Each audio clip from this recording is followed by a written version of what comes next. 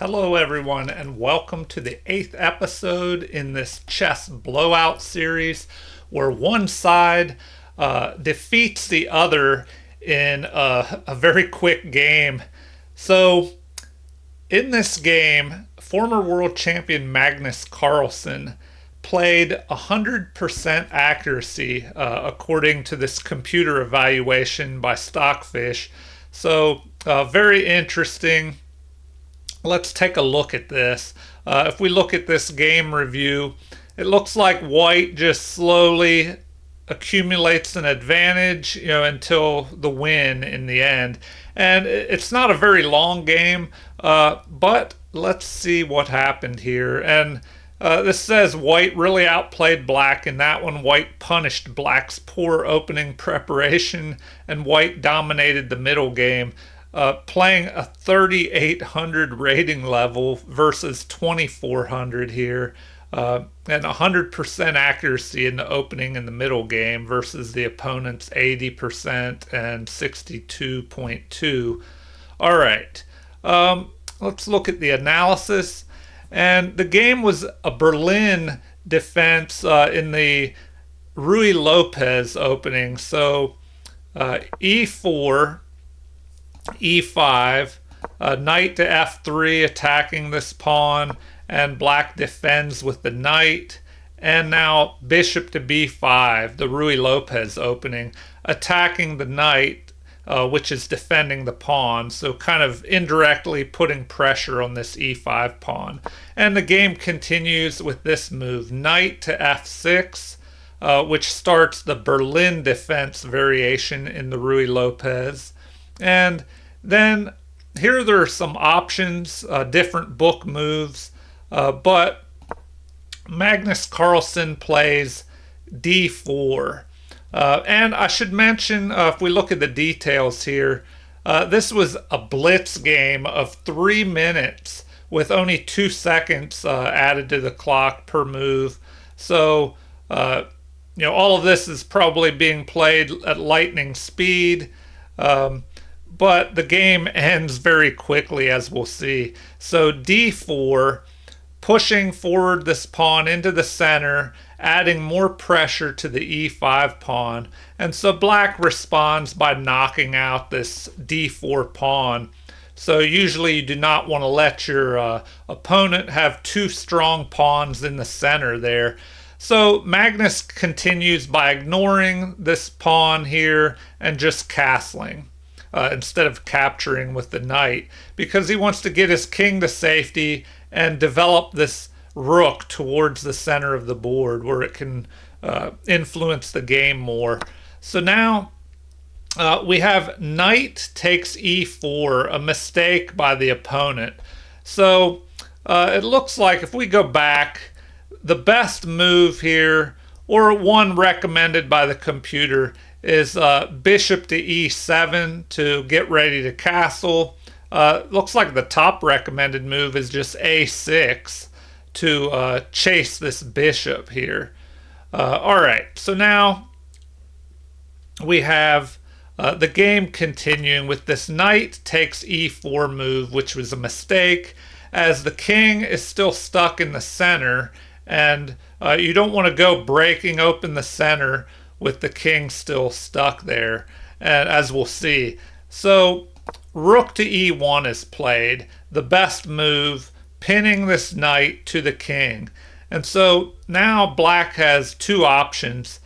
He plays d5 in the game, and the computer says that that is a mistake, which jumps the evaluation to plus 1.9 in white's favor, and the computer says that f5 was the better move. So if we go back and look, instead of this d5 move, and we look at f5, the game may have continued with f5, and then it looks like knight takes d4 is the best move, and after capture, recapture, now we have a counterattack on this unprotected bishop, but it looks like the best move now, instead of just retreating the bishop, is to counterattack on the knight here which is pinned and cannot move. And so the game could have continued with capture, capture, the queen moving in to basically pin the queen to the king. Because black is stuck in the center, getting rid of the queens would relieve some of the attacking pressure that white has built up here. But it looks like the best moves are either to capture here, capture the f5 pawn with a discovered check, or to capture the queen, which would then triple up pawns. So doubled pawns are a weakness, but tripled pawns are even worse. So, white or black probably didn't want to do that, but he's in trouble anyway, if the game would have gone in this direction. So now, the computer says that if this capture would have occurred, well, then the king could just move here off this open line. And then the computer recommends bishop to e3. So, here the queen capture and tripling of the pawns is the second best recommended move. Although, I don't know, I would probably prefer that to just wreck these pawns and then they would all become easier targets in the end game. So, this is what the computer recommends. And then after capture, capture, here if we look at this position, white has 6 pawns, black has 6, so the game is kind of even. Black does have the bishop pair, but there's an isolated pawn here and doubled pawns here. So the game could have gone like that. That's what the computer recommends. But if we get back to the game, d5 was played here to protect this knight, which is pinned to the king. And now Carlsen plays the best move in the position. Knight takes d4, adding more pressure to this pinned knight and recovering a pawn here.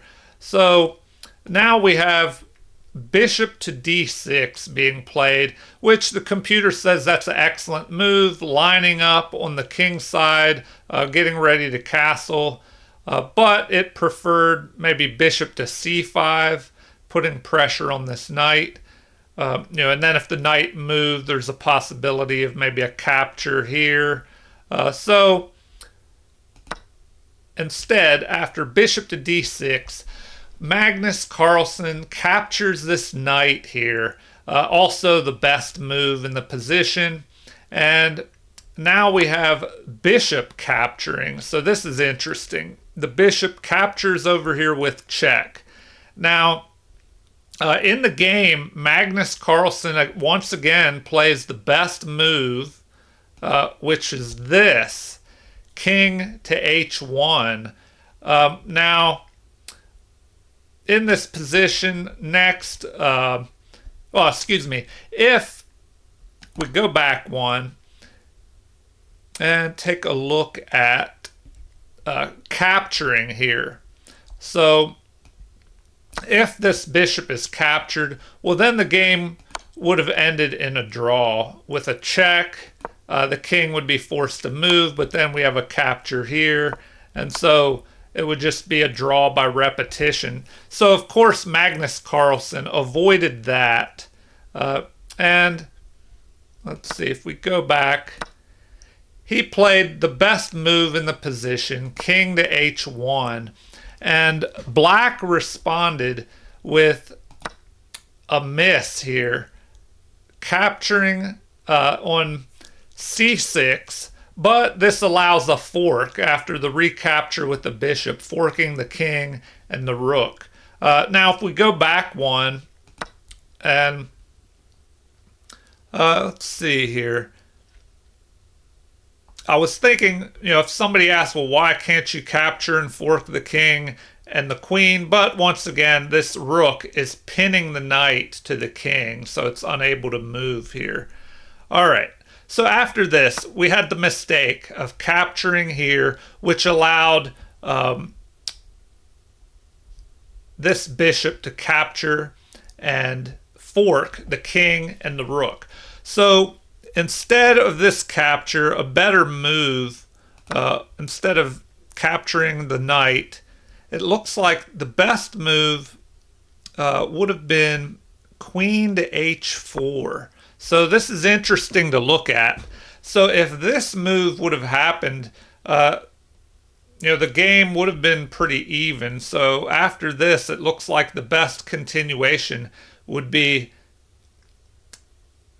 rook capturing here, because now this bishop cannot move away or the queen will just be captured here. So this would have been the best move in the position if the game continued in this way. And then after a capture, well, now this allows queen to d8, checking the king, and the only way to stop this queen is queen takes d8, so moving back up here, capturing, and then of course that would force knight to recapture with a discovered check on the king. After this, the king just capturing on d8, and then the game would continue with the king now being able to capture the bishop on h2 here. So after a recapture, now if we look at the position, so this is how the game could have ended up if Magnus Carlsen's opponent hadn't made a mistake. So now it looks like white would still be ahead by 0.6, and from here the game could have continued with c6 chasing the bishop away, or bishop to e6, just putting this bishop, developing it off the back rank, putting it in a better position.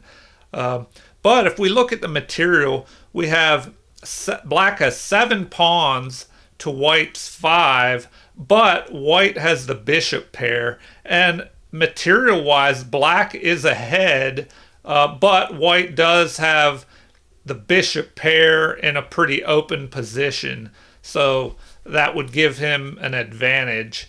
And also, I don't know, this pawn could be attacked with knight to c6 here, forcing black to either protect it with a bishop or another pawn. But that's how the game could have gone if Magnus's opponent hadn't made this mistake of capturing a knight here and allowing, once again, Magnus plays the best move, recapturing here with this pawn, or capturing the pawn with the bishop and forking the king and the rook here. But the opponent continues with king to f8, which just gets the king out of check, and it looks like the computer says that bishop to d7 would have been a better move. But this was a blitz game. The players were probably trying to play fast, and when you're under attack and it's a heavy attack in a blitz game, mistakes happen. So the king moves away, and then we have rook capturing here, which does not allow the queen to come down here and protect this bishop, and it just captures a piece, and the rook cannot be captured here, because if the pawn captures the rook, well, then the queen would just capture black's queen up here on d8, delivering mate. So Magnus is just smashing his opponent in this game. Bishop to e6 was played next, and now this just allows the queen to protect this rook. And of course, once again, Magnus plays the best move, capturing the more valuable rook with the bishop. And here, his opponent resigned. And so the game may have continued with, let's see, the computer says that queen to d8 could have, or excuse me, queen to d6 could have been played, which now attacks the rook would have to move. So if we had rook to a4, well now, c6, kind of trapping the bishop in, and then the game could have continued with knight developing. The bishop moves attacking the knight, an attack on the queen after capture. So this is what the computer says could have happened, how the game could have continued. But of course, Magnus was so far ahead, his opponent resigned. All right. Well, I hope you enjoyed this 8th episode in this chess blowout series where I cover games where one side just absolutely wipes out the other player. So those games are pretty short. And if you enjoyed this video, please like and subscribe. Feel free to leave comments or suggestions. And you can check out more in this chess blowout series at my Nick Butts Chess channel. Thank you, everyone, and have a great night.